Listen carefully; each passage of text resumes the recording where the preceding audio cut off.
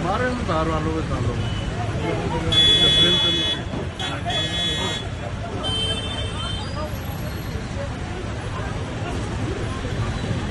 College के कार्यक्रम से मैं जहाँ पे खड़ा हूँ इस कार्यक्रम के लिए चला तो रास्ते में जहाँ डॉक्टर भारद्वाज जी का हॉस्पिटल उसके आसपास जाम था और मेरी गाड़ी जब वहाँ से निकलने लगी तो सुरेंद्र सिंह ने कि आप जानते हैं सर, क्योंकि मैं भी स्थानीय हूँ, आप भी स्थानीय हैं, शिवाजी नगर का रहने वाला है और अपने आप को सोशल वर्कर कहता है, लेकिन लोग उसे ब्लैकमेलर कहते हैं।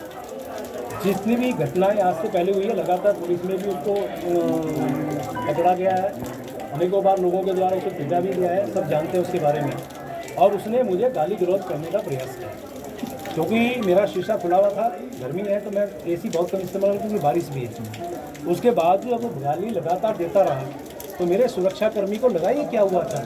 उसने समझाया तुम गाली क्यों दे रहे हो, तो उसने एक हाथ से मेरा ये कुर्ता मैं दिखा रहा हूँ, ये कुर्ता पकड़ा जो मैं अभी इससे पहले ये पहन रखा था और उसने मेरे कुर्ते पे हाथ डाला और ये कुर्ता फाड़ दिया। ये देखिए ये फटा हुआ मेरी जेब, इसमें सारा सामान गायब हो गया, पैसा सामान जो भी इसमें चीज़ थी सब उसने छीनी है या गायब की है या गिरा है। मैं ये इसको तो नहीं कह सकता, लेकिन ये देखिए आपके सामने ये अभी ये पटा। और उसके बाद मेरे सुरक्षाकर्मी ने जब उसे समझाने का प्रयास किया कहाँ दौरान ये इसकी वर्दी फाड़ने का प्रयास किया, ये वर्दी फाड़ी है, मतलब खुलेआम गुंडागर्दी। और उसके साथ जो दूसरा जो मोटरसाइकिल चला रहा था वो भी बदतमीजी पे आया और मैं बैठा रहा। उसके बाद वो पत्थर लेने भागा सड़क के किनारे।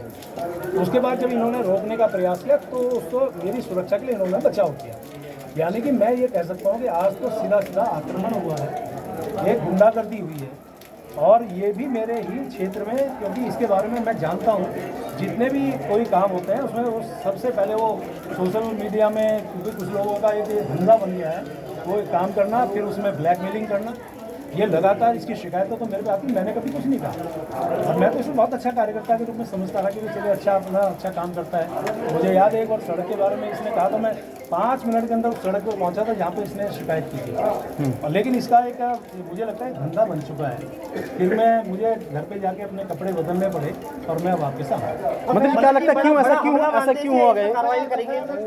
बिल्कुल FIR दर्ज करूँगा वो, चूँकि मेरे सुरक्षाकर्मी का वो जो अधिकार है वो करेंगे हम लोग। और मैं उम्मीद कर रहा हूँ पुलिस से कि ऐसी गुंडागर्दी से कम से कम एक मंत्री पे हाथ उठाया है, एक सिस्टम पे हाथ उठाया है, तो आप समझ सकते हैं ये तो मतलब ये उत्तराखंड के अंदर ऐसी घटनाएं आपने देखा हो कभी शायद आज से पहले नहीं थी। मंत्री जी आपकी सुरक्षा में चूक देखी जा रही है? नहीं कह सकते ये तो। अब आप देखें इतना अंतर था मेरे गाड़ी में और उसकी गाड़ी में, और सीधा वो गाली दे रहा है, उसमें सुरक्षा क्या करेगी?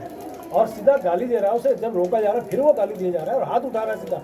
इतनी जल्दी वो अलर्ट होता मेरा सुरक्षा, उससे पहले तो हाथ उठा चुका था। और हाथ उठाने के बाद मैंने दिखाया आपको सारा सामान।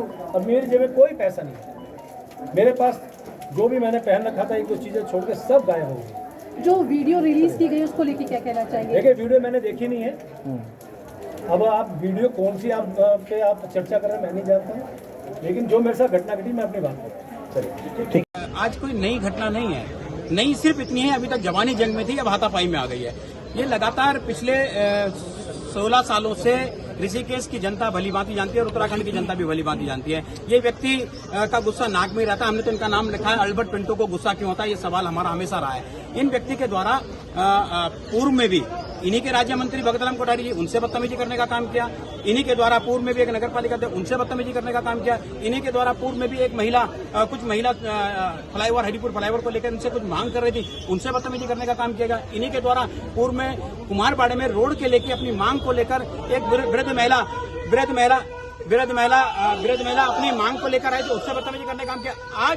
आज आप समझ लीजिए गुंडागर्दी के साथ साथ नारेबाजी भी लगा है। विधायक की गुंडागर्दी हम ये चाहेंगे, जिस तरह से विधायक ने और विधायक के गनर ने उस व्यक्ति को पीटा और उस व्यक्ति ने अगर गलती की उसमें भी कार्रवाई होनी चाहिए। लेकिन कानून को किसी को भी हाथ में लेने का अधिकार नहीं है,